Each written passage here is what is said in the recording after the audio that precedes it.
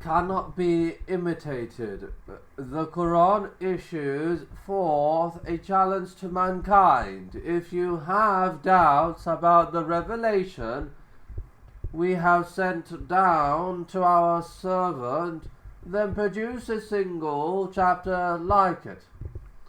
Perhaps the greatest miracle of the Quran is that it cannot be imitated. This divine challenge has remained undefeated. For over 1,400 years, the Quran makes the bold claim that it is impossible for any human being to produce just one chapter like it. Even if we were to all help one another in the effort, say even if all mankind and jinn spirits came together to produce something like this Quran, they could not produce anything like it, however much they helped each other. Perhaps the best way to begin to appreciate the magnitude of this challenge is to use an analogy in the field of painting.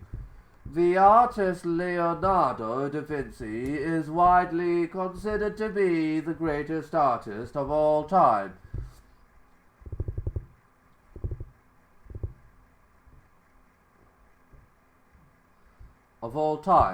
One of his masterpieces, the Mona Lisa, is widely considered to be the greatest of all paintings. Now, imagine if you were given the challenge of producing such a painting.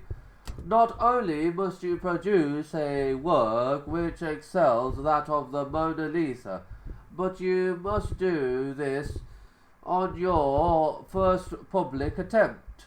Moreover, it must be recognized by art historians to be better than any of the artwork ever produced. Furthermore, it must be future-proof.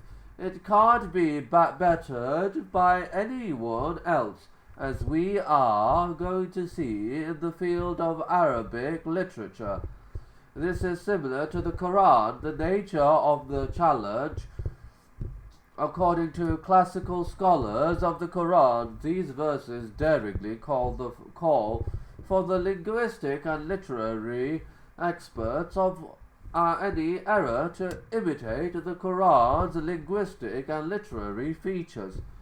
The tools needed to meet this challenge are the finite grammatical rules and the 28 letters of the Arabic alphabet. These are independent and objective measures available to all.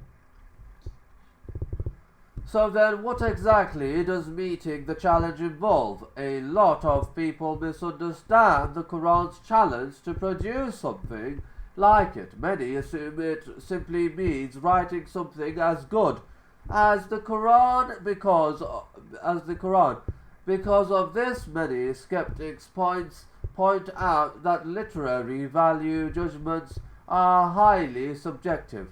This is a fair point to make if someone says that they think a certain selection of prose or poetry is better than the Quran. Who can argue with them? After all, isn't it really just a matter of personal preference and taste?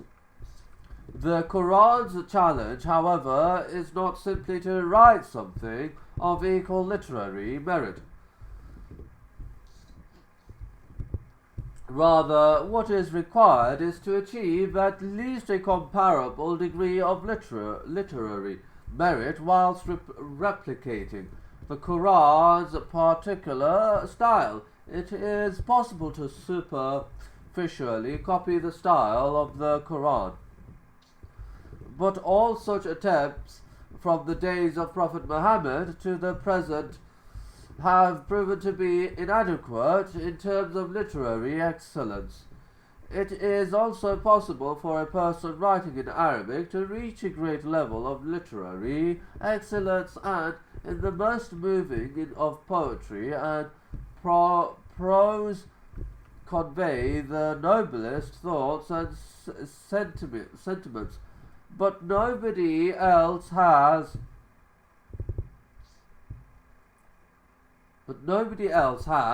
ever done so using the Quran's unique style. The Quran is so unique that it created an entirely new genre of Arabic literature, whilst at the same time being internally consistent in maintaining its unique style. Respected British Orientalist Arthur J. Arbery states, "For the Quran is neither prose nor poetry, but a unique fusion of both. This then is the acid test. Write something in the exact same style as the Quran, and in doing so produce something of arguably similar literary quality." How can we evaluate the results? This brings us onto the second part of the challenge. One must bring their witnesses, experts in the field of Arabic literature, to attest to the quality of the work and not just make an unattested claim. Then produce a single chapter like it, and list whatever witnesses you have other than God, if you truly think you can. Historical context. A challenge only has substance if there are individuals capable of mounting a response. This is why it is crucial to note the historical context in which the Quran emerged. The Arabs at the time considered themselves, and are still considered by historians and linguists to this day, the masters of the Arabic language.